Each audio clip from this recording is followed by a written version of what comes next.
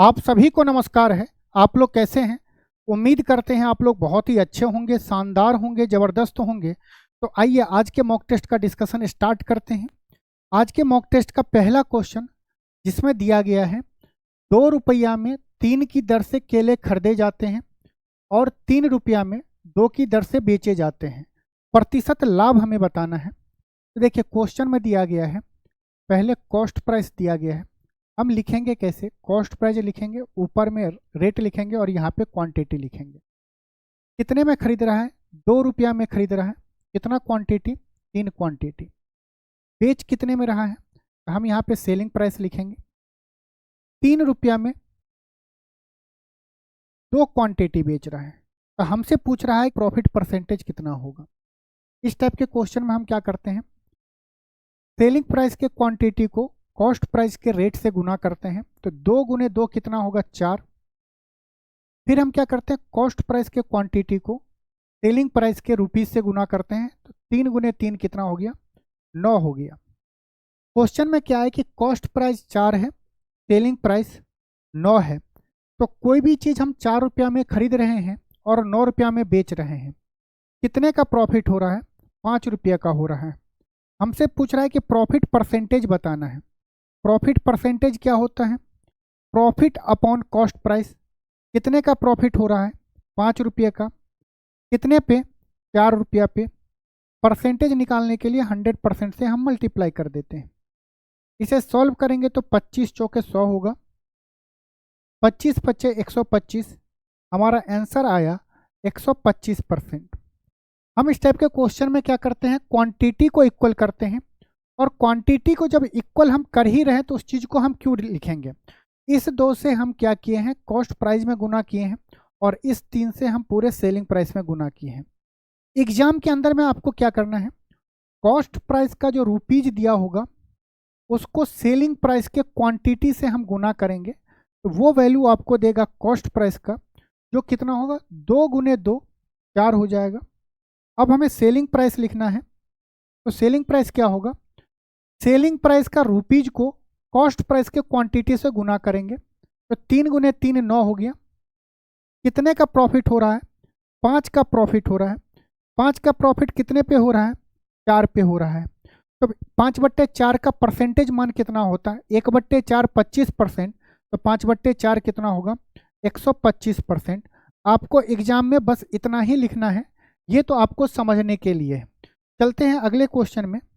Next question में दिया गया है, एक आदमी एक यात्रा 10 घंटे में पूरी करता है। वह यात्रा का पहला आधा भाग 20 किलोमीटर प्रति घंटा की चाल से और दूसरा आधा भाग 30 किलोमीटर प्रति घंटा चाल से पूरा करता है। उसके द्वारा तय की गई कुल दूरी हमें बताना है। अगर आप देखें तो टोटल जो भी डिस्टेंस दिया होगा उसका आधा डिस्टेंस 20 किलोमीटर के स्पीड से करेगा और आधा डिस्टेंस 30 किलोमीटर डिस्टेंस से करेगा, 30 किलोमीटर प्रति घंटा के स्पीड से। तो आप अगर देखेंगे तो यहाँ पे देखिए डिस्टेंस क्या है? कांस्टेंट है। डिस्टेंस अगर यहाँ पे कांस्टेंट है तो स्पीड क्या होगा? इनवर्सली प्रोपोर्शनल टू टाइम होगा। इनवर्सली प्रोपोर्शनल का मतलब होता है कि स्पीड का रेशियो और टाइम का रेशियो उल्टा होगा। आइए इस कॉन्सेप्ट से इस क्वेश्चन को करते हैं। पहला आदमी किसी स्पीड से जाएगा और वही आदमी दूसरे स्पीड से जाएगा, तो स्पीड का रेशियो क्या है? 20 किलोमीटर और आधा दूरी तय करता है 30 किलोमीटर प्रति घंटा की स्पीड से। इसका अगर हम रेशियो लेंगे तो 2:3 आया। तो टाइम का रेशियो क्या होगा? स्पीड का उल्टा होगा, 3:2 होगा। अब यहाँ पे देखिए टोटल टाइम कितना लग रहा है? 5 यूनिट लग रहा है, जबकि क्वेश्चन में दिया हुआ है कि कुल कितने घंटे यात्रा करते हैं? 10 घंटे। 10 घंटा, 5 यूनिट का वैल्यू 10 घंटा है। कितना गुना है? 2 गुना है। तो ये भी हो जाएगा 2 गुना, मतलब कि 4 घंटा। और जब 3 का 2 गुना करेंगे तो ये कितना हो जाएगा? 6 घंटा। हमें निकालना है कुल डिस्टेंस। डिस्टेंस होता है स्पीड इनटू टाइम होता है। पहला पार्ट जो आधा भाग था वो 20 किलोमीटर के स्पीड से चल रहा है, 20 किलोमीटर के स्पीड से कितना घंटा जाएगा, 6 घंटा जाएगा। तो 20 गुने 6 प्लस आधा भाग कितने से जा रहा है, 30 किलोमीटर प्रति घंटा से कितने घंटे जाएगा, 4 घंटे तक चलाएगा। तो टोटल कितना हो जाएगा, 120 प्लस 120 240 किलोमीटर इतना डिस्टेंस वो ट्रेवल करेगा। तो कितना, ऑप्शन हमारा क्या हो गया, बी हो गया। आपको बस ये देखना है कि यहाँ पे क्या है कि डिस्टेंस क्या है, दोनों जगह पे कांस्टेंट है। बाद बाकी इसके बहुत सारे कॉन्सेप्ट होते हैं, फार्मूले भी बहुत सारे हैं। ये बेसिक लॉजिक है जिससे आप इतने आसानी से इस क्वेश्चन को सॉल्व कर सकते हैं। आइए अगले क्वेश्चन में चलते हैं। इस क्वेश्चन में दिया है एक कमरे के लिए इसकी लंबाई और चौड़ाई एल और बी दिया गया है। बोल रहा है कि इसकी 4 दीवारों को एक साथ क्षेत्रफल 60x प्लस 180 दिया गया है। तब रूम की हाइट बताना है। तो वो रूम कैसा होगा, क्यूबाइड होगा। क्यूबाइड में क्या होगा, छत और बेस को हटा दिए हैं। चारों दीवार का हमारा एरिया क्या होगा। अगर आप गौर से देखें, अगर क्यूबाइड से अगर हम आपको बताना चाहें, क्यूबाइड कैसा होगा, इस टाइप से होंगे। ये ऊपर वाला, ये ऊपर इस कमरे का क्या होगा, छत, और नीचे क्या होगा, जमीन बना होगा। इसको हम छोड़ देंगे क्योंकि 4 दीवार का एरिया बताया जा रहा है। ये क्या होगा, लेंथ होगा। ये क्या होगा, बेस होगा। और ये क्या होगा, हाइट होगा। अब देखिए यहाँ पे 4 दीवार है, ये और एक दीवार ये है, एक पीछे है और एक आगे है। तो इस कमरे का एरिया कितना होगा, इस कमरे का अगर हम एरिया निकालें, एरिया होगा 2 into L plus B, length plus base into height होगा। क्योंकि देखिए बी गुने एच, एक ये एरिया होगा, एक इसके पीछे वाला बी एच होगा, तो 2BH हो जाएगा। प्लस ये क्या होगा, 2LH सामने वाला और इसके बैक साइड में LH होगा, तो 2LH हो जाएगा। तो हम एरिया इस तरह से निकालेंगे। एरिया कितना दिया गया है, 60x plus 180 equal to 2 into length कितना दिया है, 3x प्लस 10, और चौड़ाई कितना दिया है, 2x प्लस 5। इस दोनों को जोड़ेंगे तो क्या होगा, 5x प्लस 15 गुना h। जब हम इसे सॉल्व करेंगे तो देखिए यहाँ से अगर 60 कॉमन ले लेंगे तो यहाँ पे क्या बचेगा, x प्लस 3। हमें हाइट बताना है। यहाँ से अगर 5 कॉमन लेंगे तो 2 इंटू 5, अंदर में क्या बचेगा, x plus 3 into height. x plus 3 से x प्लस 3 चला जाएगा, 5 दूनी 10 से 1 0 चला गया। हाइट कितना आया, 6 मीटर। हाइट कितना आया, हाइट हमारा आया 6 मीटर। उस कमरे का ऊंचाई कितना होगा, 6 मीटर। हमारा ऑप्शन कौन सा सही है, ऑप्शन ए हमारा सही है। नेक्स्ट क्वेश्चन में दिया गया है, in a triangle ABC angle A ratio angle B ratio angle C दिया गया 2:3:5। Then find the measure of the supplementary angle of A का सप्लीमेंट्री एंगल बताना है। सप्लीमेंट्री एंगल क्या होता है, दो एंगल का सम 180 डिग्री होना चाहिए, और कंप्लीमेंट्री क्या होता है, दो एंगल का सम 90 डिग्री होता है। तो हमें एंगल ए का सप्लीमेंट्री एंगल बताना है। तो क्या होगा, सबसे पहले तो हमें एंगल ए है उसका वैल्यू निकालना पड़ेगा। तीनों कोनों का रेशियो दिया गया है, angle A ratio angle B ratio angle C, जिसका वैल्यू दिया है 2:3:5। तीनों का जोड़ कितना है, 5 3 8 2 10। आपको पता है कि एक त्रिभुज का तीनों कोनों का योग कितना होता है, 180 डिग्री। तो 10 यूनिट का वैल्यू दिया है 180 डिग्री, कितना गुना है, 18 गुना है। एंगल ए भी कितना गुना होगा, 18 गुना होगा। तो 18 दूनी 36 डिग्री। हमें एंगल ए के बारे में ही पूछ रहा है, तो हम एंगल ए का निकालेंगे तो 36 डिग्री। और सप्लीमेंट्री एंगल क्या होता है? सप्लीमेंट्री एंगल क्या होगा? एंगल ए का हम क्या करते हैं, 180 में से 180 में से अगर 36 डिग्री घटा देंगे, ये कितना होगा? 144 डिग्री। सप्लीमेंट्री एंगल आप ऐसे समझिए, जैसे एक ये लाइन है, इस पे अगर ये बन रहा है तो हम बोले कि ये जो कोण है, मान लीजिए ये 36 डिग्री है, इसका सप्लीमेंट्री एंगल क्या होगा? ये एंगल होगा। तो अब 180, दोनों एक लाइन पे अगर ये एंगल बन रहा है तो दोनों का सम 180 डिग्री होता है। एंगल ए 36 डिग्री है, सप्लीमेंट्री क्या होगा? 180 में से अगर हम 36 डिग्री घटा देंगे, ये आ जाएगा 144 डिग्री। तो हम ये बोल सकते हैं कि एंगल ए का सप्लीमेंट्री एंगल क्या होगा? 144 डिग्री। हम निकालते कैसे हैं? 180 में से जिस एंगल का सप्लीमेंट्री पूछता है उसको हम माइनस कर देते हैं। हमारा आंसर क्या होगा? ऑप्शन सी हमारा सही होगा। आइए इस क्वेश्चन को पढ़ते हैं और क्वेश्चन करने का कोशिश करते हैं। क्वेश्चन में दिया हुआ ए किसी कार्य को 40 दिनों में पूरा कर सकता है। यदि ए और बी एक साथ मिलकर उसी कार्य को 30 दिनों में पूरा कर सकते हैं तो बी अकेला उसी कार्य को कितने दिनों में पूरा करेंगे? बहुत सारा मेथड है, आप एलसीएम से कर सकते हैं, रेशियो मेथड से कर सकते हैं।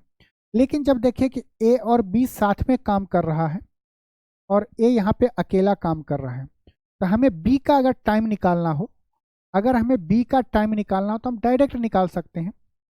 बी का टाइम हम डायरेक्ट निकाल सकते हैं। ए जितने दिनों में काम करेगा, काम करेगा तो 40 दिनों में, और दोनों कितने दिनों में काम कर रहा है? 30 दिनों में। इस दोनों के दिनों को हम आपस में गुना कर लेंगे, डिवाइड बाय इस दोनों का अंतर लेंगे। 40 और 30 का अंतर कितना होगा? 10। 0 से 0 कट गया, ये कितना आया? 4 तिया 12, 120 दिन आया। तो बी अकेला उस काम को कितने दिनों में करेगा? 120 दिनों में करेगा। अगर यहीं पे ऐसा रहता, 2 दिया गया है, एक का हमें निकालना है, अगर यहीं पे रहता कि ए प्लस बी प्लस सी किसी काम को x दिनों में कर रहा है और बी प्लस सी उसी काम को y दिनों में कर रहा है, तो ए अकेला उस काम को कितने दिनों में करेगा? हम डायरेक्ट निकाल सकते हैं, एलसीएम ना लेते हुए x और y को गुना करेंगे और इस दोनों का अंतर लेंगे, x माइनस वाई। ये क्या है? मॉड ले लेंगे, क्योंकि क्या होगा, हमें डिफरेंस लेना है, ये नहीं कि x में से y घटाना है, हमें अंतर लेना है। अंतर हमेशा पॉजिटिव में रखिएगा, तो a का वैल्यू हम डायरेक्ट निकाल लेंगे। तो अगर यहाँ पे 2 दिया गया, मान लीजिए a और b दिया हो, x दिन में काम करता है और a अकेला उस काम को y दिनों में करता है, तो b अकेला उस काम को कितने दिनों में करेगा? x into y upon mod करेंगे x माइनस वाई का डिफरेंस। मॉड मतलब होता है कि इसमें जो भी रखेंगे मॉड के बाहर में आएगा तो वो वैल्यू प्लस में होगा। नेक्स्ट क्वेश्चन में देखते हैं। क्वेश्चन में दिया है कि एक कंटेनर में 80 लीटर दूध है, इस कंटेनर से 8 लीटर दूध निकाला गया है, उसके स्थान पर पानी मिला दिया है। इस कंटेनर से 8 लीटर मिश्रण निकाला गया और उसके स्थान पर पानी डाल गया। इस प्रक्रिया को एक बार और दोहराया गया तो अब मिश्रण में दूध कितना होगा? ये देखिए कितनी बार प्रोसेस हो रहा है। एक बार तो यहाँ पे हो रहा 8 लीटर निकाला, फिर 8 लीटर दूध डाल दे रहा, पानी डाल दे रहा है। फिर एक बार क्या कर रहा है, यहाँ पे 8 लीटर मिश्रण निकाला, फिर 8 लीटर पानी डाल दे रहा है, और एक बार इस प्रक्रिया को एक बार और कर रहा है। मतलब टोटल कितनी बार कर रहा है? 3 बार कर रहा है। इस क्वेश्चन को हम बहुत आसानी से कर सकते हैं, आपको कोई फार्मूला नहीं याद रखना है। ये देखिए कि टोटल कितना लीटर दूध था पहले, आप बोलेंगे 80 लीटर दूध था। 80 लीटर दूध में से कितना दूध निकाला? 8 लीटर दूध निकाला। हम अगर इसे सॉल्व करेंगे तो क्या होगा? 1/10। इसका मतलब हुआ कि 10 पार्ट में से 1 पार्ट दूध निकाला, तो अब कितना बचेगा? 9/10 बचेगा। 9/10 किसका बचेगा? जो ओरिजिनल दूध कितना था टोटल? 8 लीटर। 8 लीटर का 9/10 बचेगा। ये हम क्या निकाल रहे हैं? मिश्रण में दूध का कितना मात्रा है।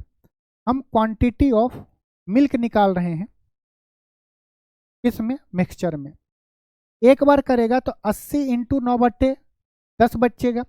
फिर उसने क्या किया, मिश्रण में 8 लीटर पानी मिला दिया।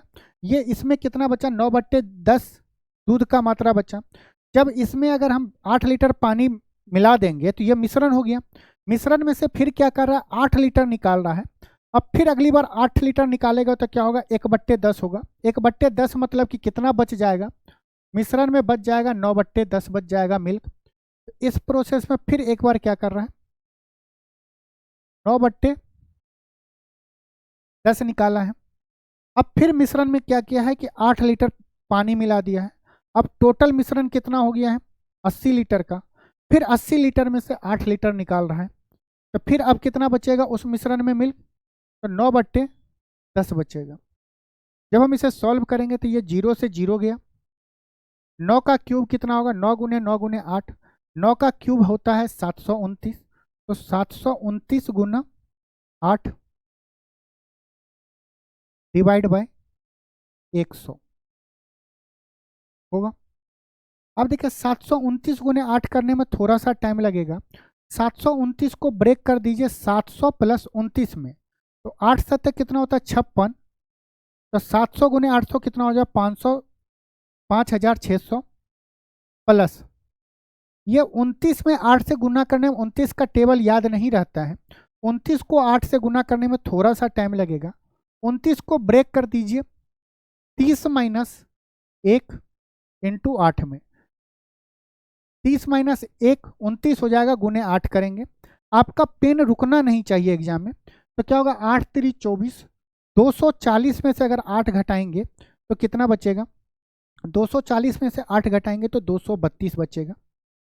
अब इसे जोड़ने के लिए मत बैठ जाइए, क्योंकि हमें 100 से भाग देना है, तो 100 से यहाँ भी भाग दे देंगे, 100 से यहाँ भी भाग दे देंगे।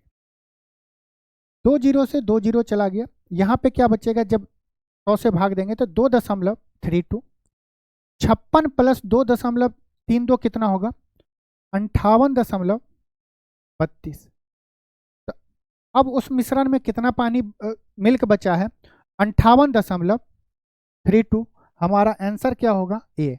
अगर ये हमसे पूछ लेता कि उस मिश्रण में पानी कितना बचा हुआ है, तो मिल्क इतना बचा हुआ, तो 80 में से 58.32 लीटर अगर हम माइनस कर देंगे तो उतना उस में क्या होगा, पानी होगा। चलते हैं नेक्स्ट क्वेश्चन पे। आइए इस क्वेश्चन को सॉल्व करते हैं।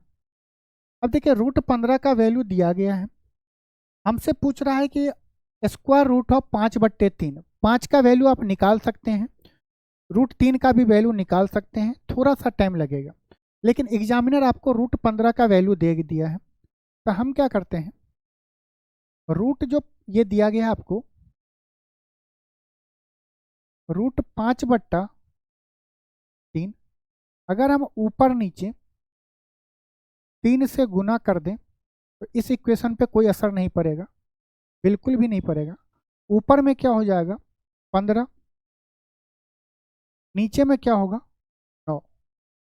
जब हम इसे सॉल्व करेंगे तो क्या आएगा, √15/3 आएगा। स्क्वायर रूट ऑफ 9 का वैल्यू कितना होता है 3, √15 का वैल्यू कितना दिया गया है 3.88 डिवाइड बाय 3। भाग देंगे कुछ देर के लिए, दशमलव को भूल जाइए। तो 388 में अगर 3 से भाग देंगे, ये किससे जाएगा, 3 से जाएगा एक बार में, ये क्या होगा 3 दूनी 6, यहाँ पे बचेगा 2, 8, 9 3 27 बचेगा, 1 बचेगा। तो 10 में 3 से भाग देंगे तो क्या होगा, 3 3 जाएगा, ये क्या आएगा 1.293333 जाएगा, ये कंटिन्यू जाते रहेगा। इसे हम क्या लिख सकते हैं, 1.29, जहाँ से रिपीट हो रहा है तो उसका हम कौन सा डिजिट रिपीट हो रहा है, 3 3 हो रहा है, 3 लिख के उसके ऊपर में बार डाल देंगे। इस क्वेश्चन का आंसर हमारा क्या होगा, 1.293 पे बार। नेक्स्ट क्वेश्चन करते हैं। क्वेश्चन में दिया गया है इफ साइन ए बराबर दिया गया, कॉस बी बराबर दिया गया, हमें फाइंड करना है ए प्लस बी का वैल्यू क्या होगा। यहाँ पे देखिए क्या दिया होगा, साइन ए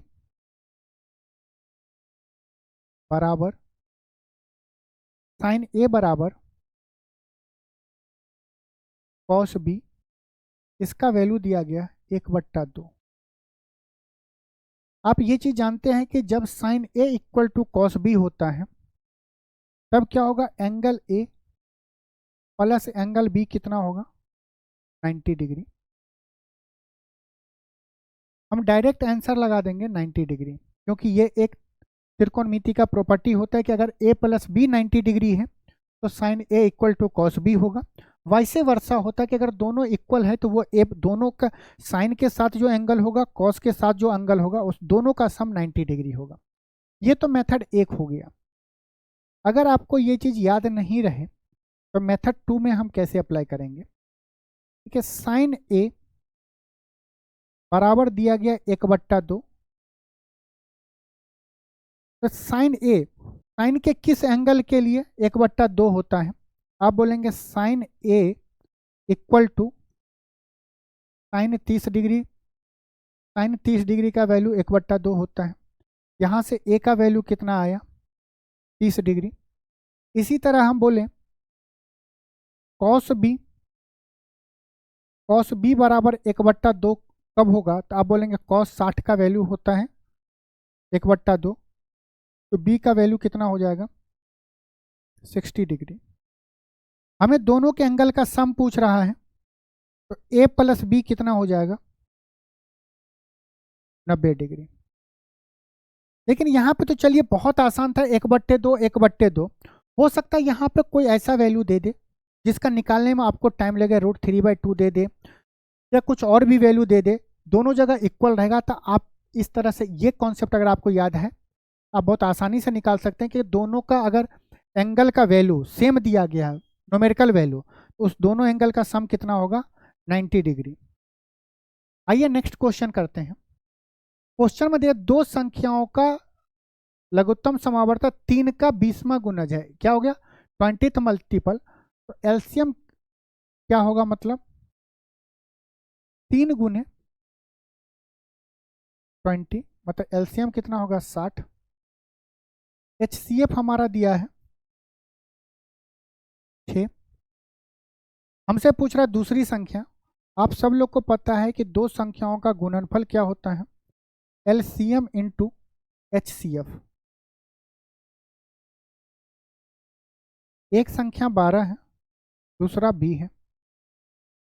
एलसीएम कितना है, 60 इंटू 6। इसको सॉल्व करेंगे तो 6 दूना 12, 2 तिया 6। बी का वैल्यू आएगा 30 डिग्री। आप अपने आप को बहुत खुश होंगे कि यार मेरा ऑप्शन आ गया, टिक लगा देते हैं। लेकिन अगर एलसीएम और एचसीएफ का अगर आपको बेसिक चीज़ पता है तो आपको ऑप्शन को देखते हुए आप क्वेश्चन कर सकते हैं, इतना लिखने की आवश्यकता नहीं है। एलसीएम 60 है। एलसीएम क्या होता है, वह छोटी से छोटी संख्या जो दिए गए नंबर से पूरी तरह से भाग हो। अब देखिए हमारा एलसीएम 60 है, एक संख्या 12 है, 12 से विभाजित हो रहा है। क्या अगर दूसरी संख्या 56 होता तो 56 को अगर 60 में भाग देते तो क्या 60 को काट पा रहा, नहीं काट पा रहा, तो ये हमारा ऑप्शन नहीं होगा। 42 से भाग देते तो कटेगा, नहीं कटेगा। 24 से भाग देंगे तो कटेगा, नहीं कटेगा। 30 से भाग देंगे तो कटेगा, हाँ कट रहा है। अगर यहीं पे दो ऑप्शन होता तो हम क्या करते हैं कि दो को एलिमिनेट कर देते, दो ऑप्शन होता, फिर हम एचसीएफ का कॉन्सेप्ट लगाते कि एचसीएफ क्या होता है, वह बड़ी से बड़ी संख्या जिससे दिए गए नंबर को पूरी तरह से विभाजित करता है। तो 12 को 6 विभाजित करेगा क्योंकि एचसीएफ 6 है, और 30 को भी 6 विभाजित कर रहा है।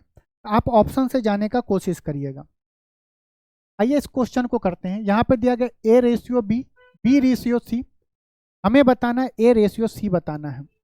तो जब आपको ये बोले कि इसका स्टार्टिंग और इसका एंड, आपको कुछ नहीं करना, आप डायरेक्ट A/C जो लिखेंगे, ए का जो वैल्यू यहाँ पे है और यहाँ पे जो बी का, ए का फर्स्ट, ए का क्या है 3 है, इसका फर्स्ट और इस रेशियो का फर्स्ट को गुना करेंगे तो 5 3 15 रेशियो, इसका लास्ट और इसके लास्ट को गुना करेंगे तो 7 चौक 28।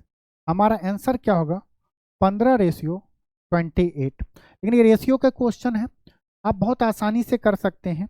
आइए नेक्स्ट क्वेश्चन में चलते हैं। क्वेश्चन में दिया गया है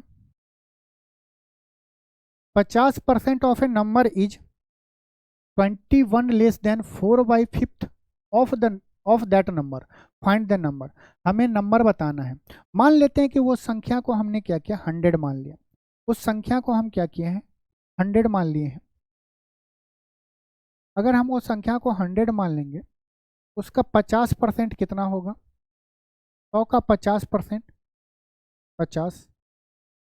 बोला उसी संख्या का 4/5, 4/5 कितना? 100 का 100 का 4/5 कितना होगा? 5 20 पंचे 100, 20 चौक 80, ये हो गया 80। बोल रहा है कि 4/5वें भाग से 21 कम है। इस दोनों का अंतर यहाँ पे कितना है? 30 है। इस दोनों का अंतर यहाँ पे 30 है। कब? जब वो नंबर 100 था। लेकिन इस 30 का वैल्यू कितना दिया गया है? 21 दिया है। हमें नंबर बताना है, तो 10 का वैल्यू कितना हो जाएगा? 7। 100 माने थे तो एक जीरो यहाँ चिपका देंगे, तो एक जीरो यहाँ चिपका देंगे, कितना आंसर आएगा? 70। तो वो संख्या क्या है? 70 है। चलिए नेक्स्ट क्वेश्चन पे। इस क्वेश्चन को आप एक्स से करेंगे, कैलकुलेशन थोड़ा सा हार्ड होगा।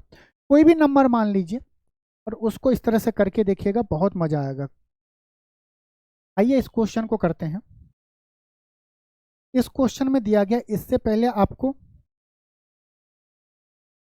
अगर a to the power m upon a to the power n हो, बाकी आप इसे सॉल्व करने जाएंगे तो आंसर आएगा, लेकिन ज़्यादा टाइम लगेगा। अगर एक ये प्रॉपर्टी पता है तो आप बहुत आसानी से कर सकते हो। ये क्या हो जाएगा? a to the power m minus n हो जाएगा। अगर बेस सेम हो, फ्रैक्शन में दिया हो, अगर बेस सेम है तो पावर क्या होता है? घट जाता है। अगर हम उस तरह देखें तो देखिए यहाँ पे बेस क्या है? -1/2। यहाँ पे क्या? -1/2। अगर बेस सेम है हम क्या लिख सकते हैं? -1/2, पावर घट जाएगा 5 में से 4 जाएगा, प्लस यहाँ पे क्या बचेगा? यहाँ पे माइनस है, यहाँ पे भी माइनस है, यहाँ पे 1/8 है, यहाँ पे 1/4 है। अगर हम यहाँ से माइनस कॉमन ले लेते हैं तो हम इसे क्या लिख सकते हैं? 1/2 का क्यूब लिख सकते हैं। आप बोलेंगे बिल्कुल लिख सकते हैं। नीचे अगर माइनस कॉमन ले लेंगे तो ये क्या लिख सकते हैं? 1/2 का स्क्वायर लिख सकते हैं, लिख देंगे। माइनस से माइनस कट गया। जब इसे सॉल्व करेंगे तो क्या होगा? -1/2 का पावर 1 प्लस 1/2। अगर बेस सेम है तो पावर घट जाएगा, तो इसका भी पावर क्या होगा? 1 होगा। माइनस 1/2 का पावर 1 है तो ये बाहर निकलेगा, तो 1/2 माइनस का जमा 1/2। इसको सॉल्व करेंगे तो 0 आंसर आएगा। हमारा ऑप्शन कौन सा है? ऑप्शन डी हमारा सही है। आप -1/2 का पावर 5 करेंगे, फिर -1/2 का पावर 4 करेंगे, उससे सॉल्व करेंगे, फिर भी आंसर वही आएगा। लेकिन सिर्फ आपको ये एक प्रॉपर्टी अगर पता होता है तो इस क्वेश्चन को आप बहुत आसानी से कर लेंगे। आइए नेक्स्ट क्वेश्चन की तरफ चलते हैं। इस क्वेश्चन को पढ़िए। बिल्कुल, इस क्वेश्चन में हमें बोल रहा है कि find the difference between the median and the mean of the following. हम मीडियन कैसे निकालेंगे और मीन कैसे निकालेंगे? जब मीडियन निकालना हो तो जो भी नंबर, जो भी आपको डेटा दिया गया है, उसे आपको पहले असेंडिंग ऑर्डर में लिखना रहता है, मतलब बढ़ते हुए क्रम में लिखना रहता है। यहाँ पे देखिए सबसे छोटा नंबर क्या है? 3। उसके बाद क्या है? 5। उसके बाद क्या है? 8। 8 के बाद क्या है? 12। 12 के बाद क्या है? 14। 14 के बाद क्या है? 15। 15 के बाद क्या है? 20। कितना संख्या है? 1 2 3 4 5 6 7। 1 2 3 4 5 6 7। हम इसे बढ़ते हुए क्रम में लिख दिए। अब मीडियम हमें निकालना, मीडियन।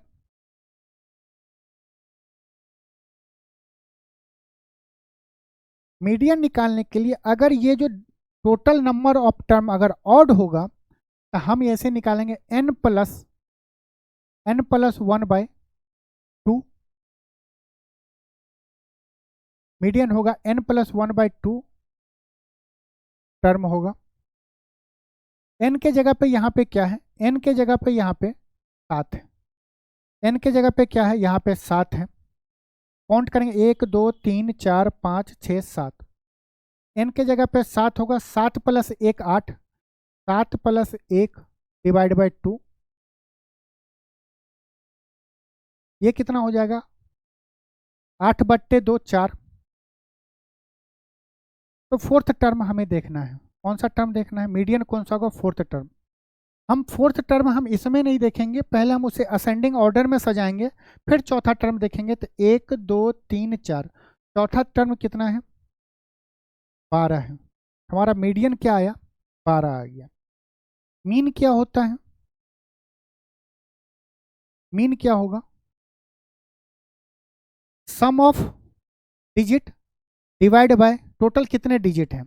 हम टोटल को जोड़ेंगे तो कितना होगा, 5 3 8 8 16, 16 12 28, 16 12 28 हो गया, 28 + 20 48, 48 + 29 48, 48 + 29 77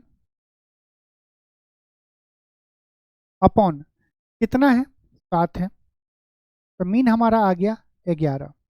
हमसे पूछ रहा है मीडियन माइनस मीन बताना है। तो मीडियन माइनस अगर हमें मीन बताना है, मीडियन माइनस मीन बताना है, मीडियन कितना आया 12, मीन कितना आया 11, ये हो जाएगा 1। हमारा आंसर कौन सा है, ऑप्शन बी। तो ये आपको मीडियन निकालना आना चाहिए कि पहले असेंडिंग में लिखेंगे, फिर उसके बाद हम उसका, अगर यहीं पे n के जगह पे इवन होता तो फॉर्मूला चेंज हो जाता। नेक्स्ट क्वेश्चन देखते हैं। 5 अंकों की वह बड़ी से बड़ी संख्या ज्ञात कीजिए जो 6 8 12 और 15 और 20 से पूर्णतः विभाजित हो जाए। कुछ क्वेश्चन को ऑप्शन से भी करिए, हर एक क्वेश्चन को डिटेल में नहीं करिएगा क्योंकि टाइम भी आपको बचाना, आप डिटेल करेंगे आ जाएगा।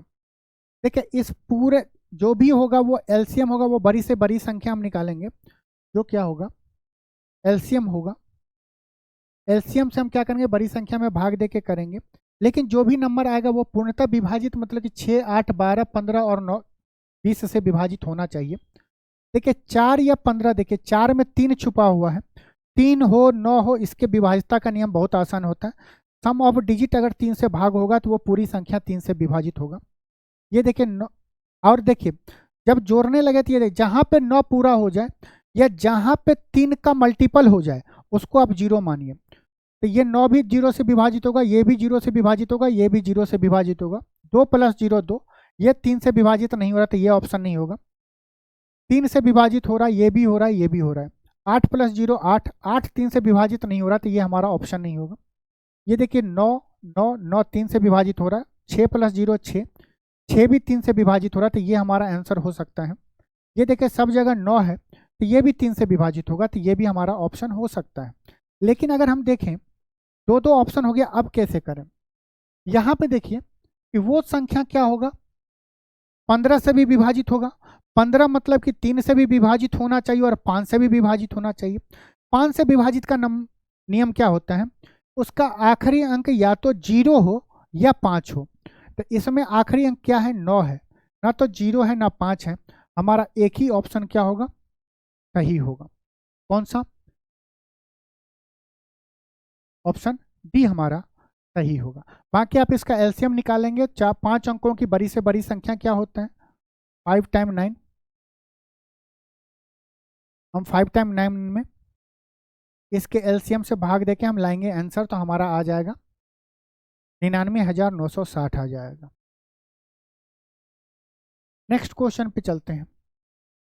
क्वेश्चन में दिया गया कि 800 मीटर लंबी एक ट्रेन 120 किलोमीटर की चाल से चल रही है, इससे 1200 मीटर लंबे पुल को पार करने में कितना समय लगेगा।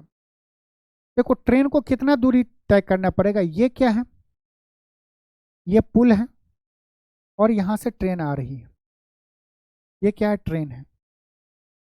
तो ट्रेन को पार करने में कितना कितना दूरी लगेगा, समय पूछ रहा है। तो ट्रेन कितना डिस्टेंस जाएगा, ट्रेन अपने ये डिस्टेंस आएगा और पुल के जब जाएगा पुल पे तो ये पुल के डिस्टेंस को पहले कवर करेगा, फिर अपने आप को यहाँ तक जब जाएगा तब होगा, तब इस पुल को क्रॉस करेगा। तो यहाँ पे क्या होगा कि पुल का डिस्टेंस और ट्रेन का जो डिस्टेंस होगा, जितनी दूरी होगी, तो उस ट्रेन को कितना ट्रेवल करना पड़ेगा, पुल का डिस्टेंस प्लस ट्रेन का डिस्टेंस। तो हमें निकालना है टाइम। टाइम निकालने के लिए सबसे पहले हम डिस्टेंस निकालते हैं। तो टोटल डिस्टेंस क्या होगा, टोटल डिस्टेंस क्या होगा, ट्रेन की लंबाई और पुल की लंबाई 800 मीटर प्लस 120 मीटर कितना हो जाएगा, 2000 मीटर। 2000 मीटर को अगर हम किलोमीटर में कन्वर्ट करें तो 2 किलोमीटर हो जाएगा। ट्रेन का स्पीड क्या दिया गया, 120 किलोमीटर प्रति घंटा। ट्रेन का स्पीड दिया गया तो टाइम क्या होता है, डिस्टेंस अपॉन स्पीड। समय हमें बताना है मिनट में, तो हम क्या करते हैं कि इसको मीटर में रहने देते। डिस्टेंस कितना हो जाएगा, 2000 मीटर अपॉन स्पीड कितना है, 120 किलोमीटर पर आवर। या हमें इसको मिनट में बदलना है तो किलोमीटर पर आवर को अगर क्या करें, मीटर पर मिनट में चेंज करें तो ये क्या हो जाएगा, किलोमीटर को मीटर में कन्वर्ट करेंगे तो 1000 से गुना करेंगे। आवर को मिनट में कन्वर्ट करने के लिए 60 से हम क्या किए, भाग दे दिए। ये आ गया मीटर पर मिनट। मीटर से मीटर चला जाएगा, ये 3 जीरो से ये 3 जीरो गया, ये 1 जीरो से ये 1 जीरो चला गया। अगर हम इससे काटें तो 6 दूना 12, 2 से 2 कट गया, कितना आया, 1 मिनट आया। आप अगर किलोमीटर में कन्वर्ट किए हैं तो यहाँ पे किलोमीटर जाएगा, यहाँ पे किलोमीटर आएगा, किलोमीटर से किलोमीटर आ जाएगा, आपको आ जाएगा 1/60 आवर आएगा। आवर को मिनट में कन्वर्ट करके वहां से भी आप आंसर ला सकते हैं। नेक्स्ट क्वेश्चन देखते हैं। यदि 33 मीटर का कपड़ा बेचने पर रानी को 11 मीटर कपड़े के विक्रय मूल्य के बराबर लाभ होता है तो उसका लाभ प्रतिशत बताइए। बहुत आसान क्वेश्चन है। हमें अगर प्रॉफिट परसेंटेज निकालना है, एक एग्जाम में कैसे करेंगे, हमें कितना लाभ हो रहा है, 11 मीटर का लाभ हो रहा है, प्रॉफिट हमें कितना हो रहा है, 11 का हो रहा है, बेच हम कितना रहे हैं, 33 मीटर बेच रहे हैं, प्रॉफिट हमें 11 मीटर का हो रहा है, बेच हम 33 मीटर रहे हैं। तो कॉस्ट प्राइस क्या होगा, प्रॉफिट मतलब कि सेलिंग प्राइस में से अगर प्रॉफिट घटाएंगे तो कॉस्ट आ जाएगा, सीपी आ जाएगा 22 मीटर। हम मन में सोचते हैं कि 1 मीटर कपड़े को बेचने का सेलिंग प्राइस कितना होगा, 1 रुपया होगा, तो 11 का 11 रुपया, 33 का 33 रुपया, 22 का 22 रुपया हो जाएगा। तो अब देखिए 11 का हमें प्रॉफिट हो रहा है किस पे, 22 पे हो रहा है, तो 100 पे कितना होगा, हम निकाल सकते हैं क्या, 50%। ये तो हो गया कि हमें एग्जाम में करना है। क्वेश्चन को हम डिटेल में कैसे समझें, क्वेश्चन को समझिए। बोल रहा है क्या कि 33 मीटर का कपड़ा बेचने पर, या तो आप 33 मीटर कपड़े का, 1 मीटर कपड़े का सेलिंग प्राइस मान लीजिए कुछ भी, 1 मान लीजिए, 1 से आसानी से हो जाएगा। तो ये क्या हो जाएगा, प्रॉफिट आपको 11 रुपया, कॉस्ट सेलिंग प्राइस अगर 1 मीटर कपड़े का सेलिंग प्राइस 1 रुपया है तो 33 मीटर कपड़े का कितना होगा, 33 रुपया, 22 मीटर का 22 रुपया। अगर आप बेसिक पे जाए तो प्रॉफिट क्या होता है, प्रॉफिट होता है selling price minus cost price होगा। प्रॉफिट तो तभी होता है ना जी जब selling price greater than cost price होगा। हमसे बोल रहा है 11 मीटर कपड़े के विक्रय मूल्य के बराबर क्या हो रहा है, प्रॉफिट हो रहा है। प्रॉफिट किसमें दिया है, 11 मीटर कपड़े के सेलिंग प्राइस के बराबर। कब, जब हम 33 मीटर कपड़े को बेच रहे हैं, 33 मीटर बेच रहे हैं तो हम मानते हैं कि 33 मीटर खरीदा भी होगा, तो 33 मीटर सीपी। यहाँ से ये इस साइड जाएगा तो क्या होगा 33 मीटर सीपी बराबर 22 मीटर एसपी। मीटर से मीटर चला जाएगा। रेशियो देखेंगे तो 11 दूनी 22, 11 तिया 33। एसपी और सीपी का रेशियो क्या आएगा? एसपी और सीपी का रेशियो क्या आएगा? एसपी बट्टा सीपी क्या आएगा? 3/2। दो के वस्तु को 3 में बेच रहे हैं, एक का, दो के वस्तु को 3 में बेच रहे हैं, एक का लाभ हो रहा है। एक का लाभ किस पे हो रहा है? 2 पे हो रहा है। 100 पे कितना होगा? 50%। ये डिटेल हो गया। बाकी अगर आप थोड़ा सा मौखिक और देखना, अगर आप माइंड में कैलकुलेट करेंगे तो बहुत आसानी से कर सकते हैं कि 11 मीटर का हमें प्रॉफिट हो रहा है सेलिंग प्राइस के बराबर, और 33 मीटर बेच रहे हैं, मतलब कि कॉस्ट प्राइस कितना होगा? मीटर को अगर आप रुपीज में कन्वर्ट कर दिए, 1 मीटर का रेट 1 रुपया रख लेंगे, तो ये हो जाएगा 22 रुपया, 33 रुपया, 11 रुपया। आप परसेंटेज निकाल सकते हैं। आइए इस क्वेश्चन को देखते हैं। क्वेश्चन में दिया गया है, यदि दो बेलनों की त्रिज्या दी गई है और उनकी ऊंचाई दिया है, तो उनके आयतनों का हमें अनुपात बताना है। सिलेंडर का वॉल्यूम क्या होता है? दो बेलन है तो मान लेते हैं कि वो जो दो सिलेंडर होगा V1 होगा और V2 होगा। सिलेंडर का वॉल्यूम क्या होता है? पाई R स्क्वायर H। V1 का होगा R1 स्क्वायर H1 रेशियो पाई R2 स्क्वायर और H2। पाई से पाई चला गया। उनका रेशियो क्या है? 2:3 में है, तो 2 का स्क्वायर 4, 3 का स्क्वायर 9 गुना ऊंचाई कितना है? पहले वाले का 5, दूसरे वाले का 3। ये इस रेशियो में होगा। सॉल्व करेंगे तो क्या होगा? 5 चौक 20 रेशियो 9 तिया 27। कौन सा ऑप्शन है? 20:27। हमारा सही ऑप्शन है बी। इसमें बस आपको वॉल्यूम जो है सिलेंडर का पता होगा तो आप आसानी से निकाल सकते हैं। अब देखिए ये सेम क्वेश्चन है। एक विक्रेता 10 रुपया में 60 की दर से केले खरीदे। हम क्या बोले कि कॉस्ट प्राइस हमें निकालना है और सेलिंग प्राइस निकालना है। कॉस्ट प्राइस क्या निकालते हैं? कॉस्ट जिसके रुपये से हम गुना करेंगे दूसरे का क्वांटिटी, तो रुपये का हम करेंगे। देखिए यहाँ पे क्या कॉस्ट प्राइस किसका? हम देख रहे हैं कि कॉस्ट जो 10 रुपये ले रहे हैं वो किसका? कॉस्ट प्राइस है। तो 10 का हम क्या करेंगे? सेलिंग प्राइस के क्वांटिटी से हम गुना करेंगे। तो 10 चौक 40 बराबर, यहाँ पे सेलिंग प्राइस क्या होगा? सेलिंग प्राइस का रुपया कितना है? 6। कॉस्ट प्राइस का क्वांटिटी कितना है? 6, 36 हो जाएगा। 40 के सामान ले रहे हैं और 36 में बेच रहे हैं। कितने कम में बेच रहे हैं? 4 कम में बेच रहे हैं। 4 कम में बेच रहे हैं और हमें क्या दिख रहा है? यहाँ से लॉस हो रहा है कि प्रॉफिट हो रहा है? तो हमें लॉस हो रहा है। लॉस कितने का हो रहा है? 4 का हो रहा है। तो हम निकालेंगे लॉस परसेंटेज। लॉस परसेंटेज 4 का लॉस हो रहा है किस पे? 40 पे। तो 100 पे कितना होगा? 0 से 0 जाएगा, 4 से 4 गया, हमें होगा 10% का लॉस होगा। कौन सा आंसर है?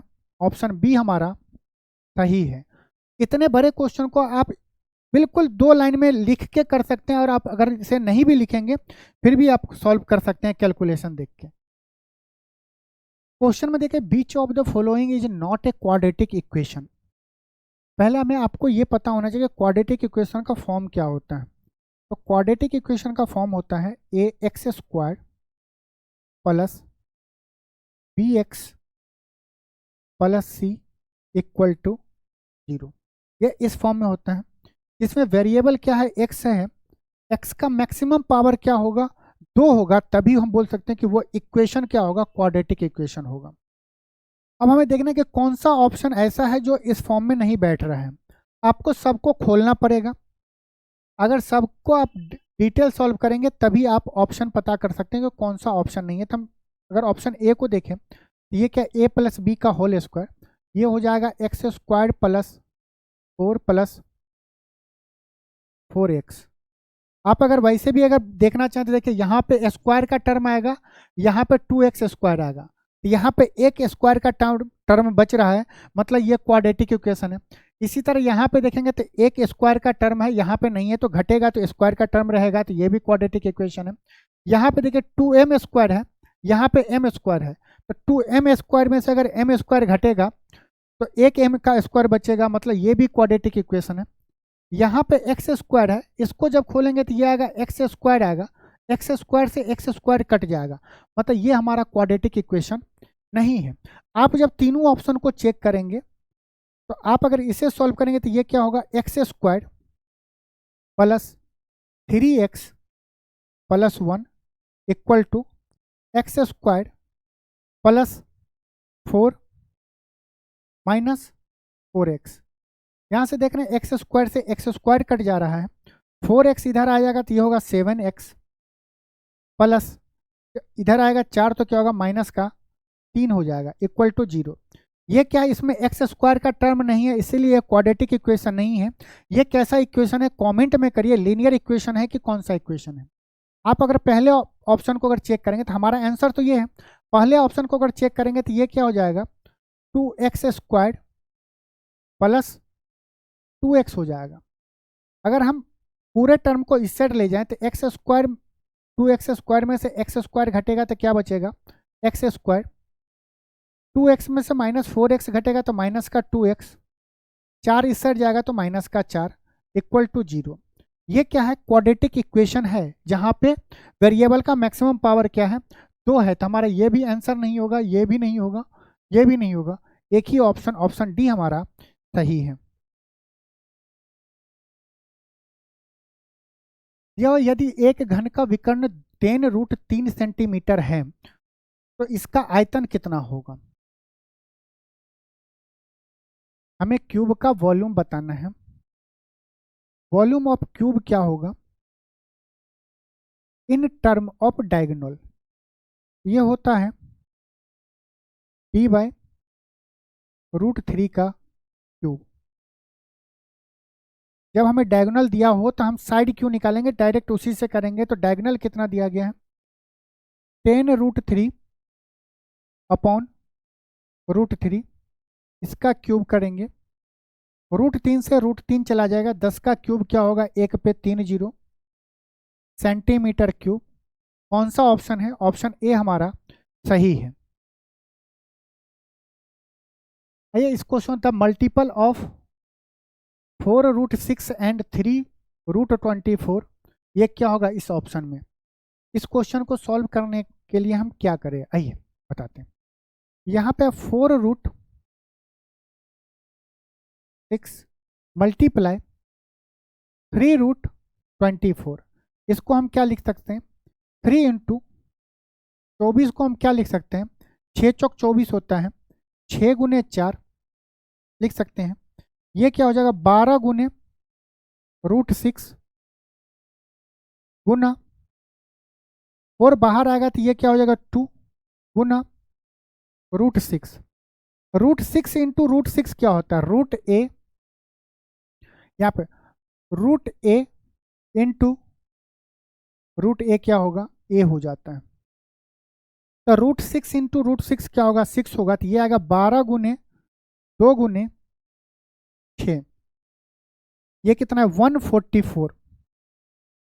इसको हम जब मल्टीप्लाई किए तो हमारा रिजल्ट क्या आया 144। ये क्या है इरेशनल नंबर है। इरेशनल नंबर क्या होता है जिसे हम p/q के फॉर्म में नहीं लिख सकें, कैसे √2, इसे तो हम लिख सकते हैं 144/1 लिख सकते हैं। रेशनल नंबर है तो है। रेशनल नंबर क्या होता है, ऐसा नंबर जो p/q के फॉर्म फ्रैक्शन के फॉर्म में लिखा हो, जहाँ पे p एंड q क्या हो, p एंड q इंटीजर हो और q is not equal to 0 हो। ये तीनों चीज दोनों चीज कंडीशन को फॉलो कर रहा है, तो हमारा ऑप्शन कौन सा का रेशनल नंबर। नेगेटिव नंबर बिल्कुल भी नहीं होगा, माइनस में है नहीं। अब प्राइम नंबर क्या होता है, ऐसी संख्या जो खुद से और 1 से डिवाइड हो। 144 1 से भी डिवाइड हो रहा है, 2 से भी हो रहा है, आगे देखेंगे तो 12 से भी डिवाइड हो रहा है, 6 से भी हो रहा है। हमारा आंसर कौन सा होगा ऑप्शन बी। आइए नेक्स्ट क्वेश्चन, क्वेश्चन नंबर 22 देखते हैं। क्वेश्चन नंबर 22 में बोला है कि √2 प्लस √3 इंटू √2 माइनस √3 का वैल्यू क्या होगा। √2 प्लस √3 ए प्लस बी ए माइनस बी। तो अगर √2 के जगह √2 को हम ए बोलेंगे, √3 को बी बोलेंगे, तो ये ए प्लस बी इंटू ए माइनस बी क्या होता है, ए स्क्वायर माइनस बी स्क्वायर, √2 का होल स्क्वायर, √2 का होल स्क्वायर माइनस √3 का होल स्क्वायर, √2 का स्क्वायर 2, √3 का स्क्वायर 3, घटाएंगे तो रिजल्ट क्या आएगा, माइनस का 1। कौन सा ऑप्शन सही है, ऑप्शन ए हमारा बिल्कुल सही है। आइए नेक्स्ट क्वेश्चन पे चलते हैं। देखिए क्लास के अंदर में बातें करना सही बात है। अभी क्या है कि मॉक टेस्ट चल रहा है जहाँ पे हमें 30 क्वेश्चन करना रहता है, हर एक क्वेश्चन का सॉल्यूशन भी आपको प्रोवाइड करना है। ज़्यादा बात करने से क्या फ़ायदा होगा, आप लोग कमेंट किए जा रहे हैं।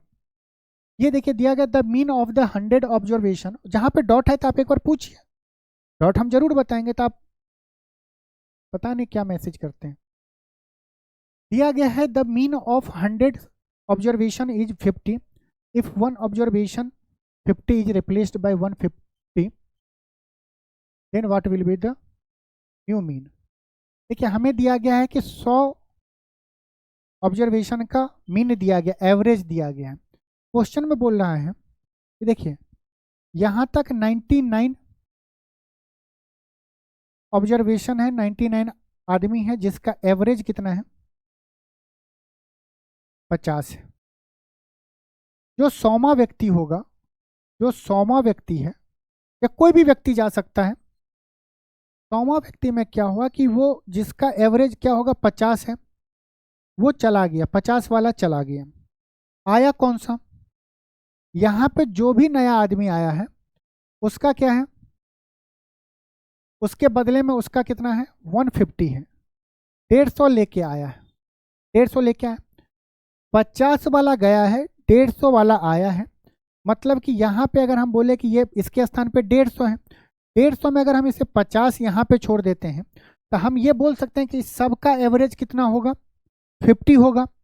लेकिन ये तो 150 लेके आया है, तो सबका एवरेज अब कितना है, 50 प्लस बाकी कितना बचा, 100।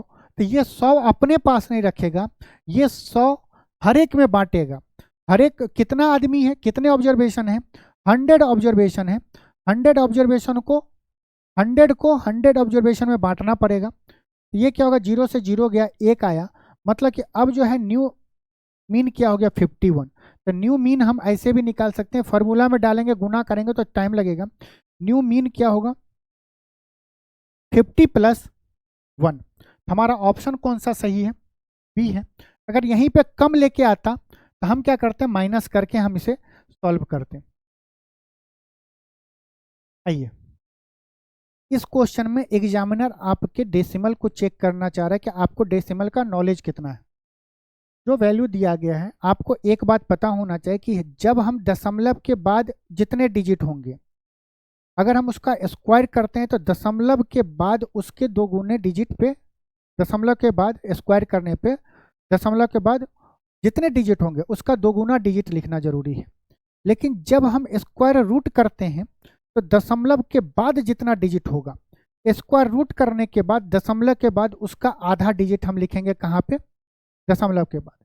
जैसे देखिए 169 का स्क्वायर रूट क्या होगा, 13 होगा। दशमलव के बाद कितना डिजिट है, 2 डिजिट है, तो दशमलव के बाद हम 1 डिजिट लिखेंगे। तो 1.3 का स्क्वायर होता है 1.69 प्लस यहाँ पे देखिए 49।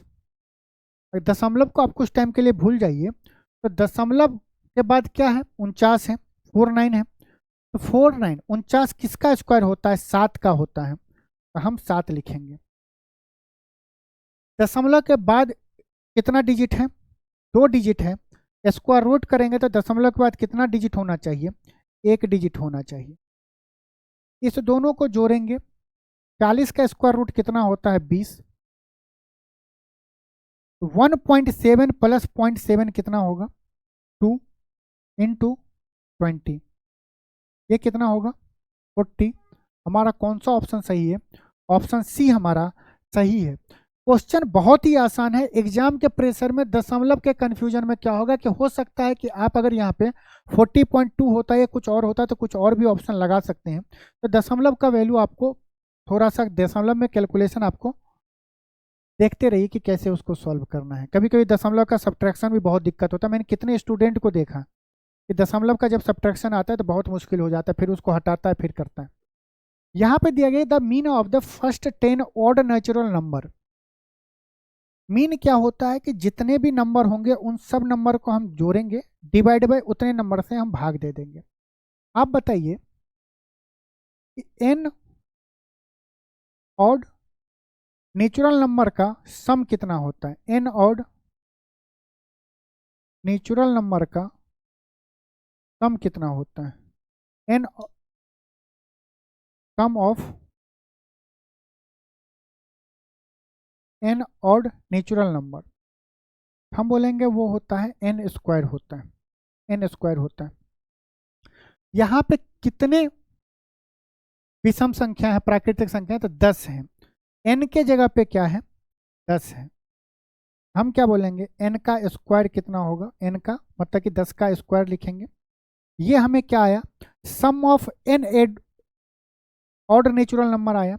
लेकिन हमें बताना है एवरेज ऑफ, अगर हम इसे डिनोट करें एम से तो हमें बताना है, इसे एम नहीं, हमें बताना है कि जो 10 ऑड प्राकृतिक संख्या है उनका हमें एवरेज बताना है। तो 10 ऑड नेचुरल नंबर का हमें एवरेज बताना है। तो हम टोटल को जोड़े थे 10 का स्क्वायर डिवाइड बाय कितना ऑड नंबर है, कितने विषम प्राकृतिक संख्या है, 10 है। हम इसमें 10 से भाग दे देंगे। 100/10 कितना होगा, 10। हमारा आंसर क्या होगा, ऑप्शन बी हमारा सही है। आपको इसमें ये फार्मूला याद होगा तो बहुत आसानी से कर लेंगे, नहीं तो एन ऑड नंबर लिखेंगे 10 तक, उसके बाद उसको जोड़ के 10 से भाग देंगे। निम्नलिखित में से किसमें शांत क्या है, दशमलव है। शांत दशमलव मतलब टर्मिनेटिंग डेसिमल। टर्मिनेटिंग डेसिमल क्या होता है, ऐसा डेसिमल, टर्मिनेटिंग डेसिमल हम किसे कहते हैं, दशमलव के बाद जो भी संख्या होगा वो फाइनाइट होगा। जैसे अगर हम बोले 1/4 और 1/3, इसमें कौन सा फ्रैक्शन क्या है, टर्मिनेटिंग डेसिमल है। अगर आप इसे दशमलव चेक करेंगे तो ये हो जाता है 0.25, ये होता है 0.333, ये कंटिन्यू जाता है। तो हम इसे बोलेंगे टर्मिनेटिंग डेसिमल, इसे बोलेंगे नॉन टर्मिनेटिंग रिपीटिंग डेसिमल। ऐसा टर्मिनेटिंग डेसिमल उसे बोलते हैं जिसका जब हम चेक करते हैं 1/4 जैसे फ्रैक्शन हो, फ्रैक्शन को भाग देके अगर हम चेक करेंगे या दशमलव में देखेंगे तो दशमलव के बाद जो संख्या होगा वो फाइनाइट होगा, उसे हम बोलते हैं टर्मिनेटिंग डेसिमल बोलते हैं। यहाँ पे देखिए ये दिया गया है, ये क्या मिक्स फ्रैक्शन में है।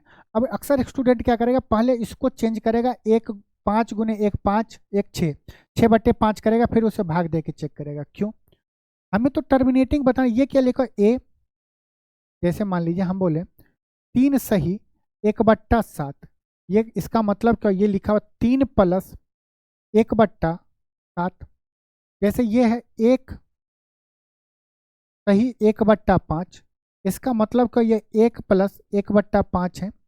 या तो आप इसे सॉल्व करेंगे तो ये क्या आएगा, 1.1 आएगा, नहीं 1.2 आएगा, ऊपर नीचे 2 से गुना और 2 से भाग दे दिए।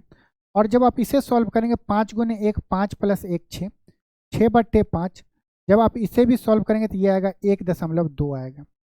दोनों में जब रिजल्ट नहीं तो मिक्स फ्रैक्शन को हम क्या लिखते हैं, 1 + 1/5। तो जब हमें टर्मिनेटिंग चेक करना है तो हमें बस इतना चेक करना है कि ये क्या है, टर्मिनेटिंग आ रहा है कि मतलब कि शांत आ रहा है, दशमलव के बाद फाइनाइट है या इनफाइनाइट नंबर है। 1/5 क्या होगा, ऊपर नीचे 2 से गुना और 2 से नीचे गुना कर देंगे तो क्या होगा, 2/10। 2/10 का वैल्यू क्या होता है, 0.2। ये क्या है, शांत है। ये क्या होगा 1/9, 1/9 क्या होता है 0.111, ये हो जाएगा 4.111, ये क्या होगा 1.2, यहाँ पे क्या होगा 3.1/7 का क्या होता है दशमलव होगा, क्योंकि ये क्या प्रॉपर फ्रैक्शन है। 1/7 का क्या होता है पता है परसेंटेज में 142857, ये रिपीट होते जाता है। अगर मैं यहाँ पे देखो तो ये क्या होगा 2.3333, ये सब क्या है नॉन टर्मिनेटिंग डेसिमल है या नॉन टर्मिनेटिंग रिपीटिंग डेसिमल है। ये क्या है टर्मिनेटिंग डेसिमल है, ऑप्शन ए हमारा सही है। इसमें इसलिए इतना डिटेल बताएं कि ये क्या है नंबर सिस्टम का, स्टूडेंट इसको अवॉइड करता है, क्या पढ़ना क्वेश्चन थोड़ी आता है, ये एग्जाम में बार बार पूछा जाता है। आइए इस क्वेश्चन को ए बी को 10% के लाभ पर एक रेडियो बेचता है और बी इसे 5% के लाभ पर सी को देता है। यदि सी इसके लिए 462 रुपये का भुगतान करता है तो ए ने इसके लिए कितना भुगतान किया। मान लेते हैं कि ए ने जो खरीदा होगा वो x रुपया में खरीदा होगा। 10% का फ्रैक्शन कितना होता है बोलेंगे 1/10। ए ने बी को दिया होगा x गुना 10 के चीज को 1 लाभ पे, मतलब कि 10 के सामान को 11 में बेचा होगा, तभी ए को 1 यूनिट का लाभ हुआ होगा, मतलब 10% का लाभ हुआ होगा। अब बी ने क्या किया, बी ने क्या किया इसे 5% के लाभ पे, 5% का फ्रैक्शन क्या होगा 10% का हाफ है तो 1/10 का भी हाफ होगा, हाफ तो समझते ही होंगे 1/20, मतलब कि 5% का लाभ मतलब 20 के सामान को 21 पे बेचेगा। अब बी जब सी को बेचेगा तो 20 के सामान को कितने पे बेचेगा 21 पे बेचेगा। बोल रहा है कि बी इसे 5% के लाभ पर सी को बेचता है, यदि सी इसके लिए 462 रुपया, मतलब सी क्या हो गया अब इस अमाउंट जो ए जो के पास था इतने करने के बाद कितने में बेच रहा है, बी जो है सी को 462 रुपया में बेच रहा है। हमें एक्स का वैल्यू पूछ रहा है, एक्स का वैल्यू हम निकाल सकते हैं, ये अगर 7 से जाएगा, अगर हम 3 से दें 4 2 6, 4 10 2 12 कट रहा है, 7 तिया 21, 3 से जाएंगे तो 3 1 3, 5 तिया 15, 4 तिया 12। अगर हम 7 से काटे तो क्या होगा 7 दूनी 14, 7 दूनी 14, 11 दूनी 22। एक्स का वैल्यू क्या होगा 20 गुने 10 200 गुने 2 कितना होगा 400। तो x मतलब ए ने इस वस्तु को कितने में खरीदा होगा 400 में। इस प्रोसेस के बाद सी को कितने में पड़ा 462 रुपया में। नेक्स्ट क्वेश्चन चलते, इस क्वेश्चन का जवाब जल्दी से बताइए कि क्या होगा। हमने क्या बोला कि जब ए और बी और सी दिया हो और आखिरी वाला इसका पहला और इसका आखिरी पूछे, आपको क्या करना है रेशियो ए रेशियो सी जो निकालेंगे वो क्या हो जाएगा इसका पहला और इसका पहला, तो 4 दूनी 8 दशमलव, मतलब रेशियो बी और सी 5 तिया 15, 8 रेशियो 15 कहीं पे है नहीं है। अगर होता ऑप्शन में तो आप उस ऑप्शन को टिक लगाते 8 रेशियो 15, क्योंकि आ गया आप खुश हो गए 8 रेशियो 15 आ गया। लेकिन क्वेश्चन में ये नहीं, क्वेश्चन में आपको उल्टा पूछ रहा है सी रेशियो ए मतलब 15 रेशियो 8। कौन सा ऑप्शन सही है ऑप्शन डी। तो क्वेश्चन क्या पूछ रहा है बस निकालना भी नहीं, उसको एक बार देखना भी है कि हमारा कौन सा ऑप्शन सही होगा। इस क्वेश्चन में दिया है आकृति में ऊपर वाले वृत्त में क्रिकेट पसंद करने वाले लोग हैं। ये वाला जो आकृति है वो क्रिकेट वाले लोग पसंद करते हैं। आपके बाएं वृत्त में लेफ्ट में क्या है वॉलीबॉल है और आपके दाहिने वृत्त में बास्केटबॉल है। हमसे पूछ रहा है क्या बास्केटबॉल पसंद करने वाले लोग हैं। क्वेश्चन कितने लोग वॉलीबॉल पसंद करते हैं, हमें पूछ रहा है कि कितने लोग ऐसे हैं जो आपको वॉलीबॉल पसंद करते हैं, तो बताइए क्या होगा आंसर। वॉलीबॉल वाले कौन है? ये जो सर्कल है, इस सर्कल के अंदर में जितने आदमी आएगा वो वॉलीबॉल को पसंद कर रहा है। ये हो जाएगा 21 प्लस 12 प्लस 4 प्लस 6, 6 4 10, 10 20, 20 40 और 3 43, 43। इस सर्कल के अंदर में जितने आदमी हैं, जितने नंबर उसको जोड़ना पड़ेगा, क्योंकि हमें ओवरऑल पूछ रहा है क्या, वॉलीबॉल पसंद करने वाले, तो 43। नेक्स्ट ऑन और लास्ट क्वेश्चन। इस क्वेश्चन को जो स्टूडेंट करेगा, अब बताइए कि इसमें वैल्यू पुटिंग लगाओ, वैल्यू पुटिंग लगाना है, लगाइए तो क्या होगा आंसर। इस क्वेश्चन को आप तभी सॉल्व कर पाएंगे जब आपको त्रिकोणमिति के थोड़ा सा डीप में नॉलेज पता होना चाहिए। क्या आपको ये पता होना चाहिए कि 90 degree minus theta equals to cot theta होता है, और cot 90 degree minus theta tan theta होता है। हम tan 2 थीटा को क्या लिख सकते हैं? tan 2 थीटा को हम लिख सकते हैं cot 90 degree minus 2 theta equal to cot theta plus 6 degree. लिख सकते हैं कि नहीं लिख सकते, बोलिए। क्योंकि कॉट 90 माइनस थीटा क्या होता है, tan थीटा होता है, ये आ जाएगा tan 2 थीटा। अब देखिए यहाँ पे क्या है कि यहाँ पे भी कॉट है, यहाँ पे तो एंगल क्या होगा, इक्वल हो जाएगा। 90 degree minus 2 theta equal to theta plus 6 degree.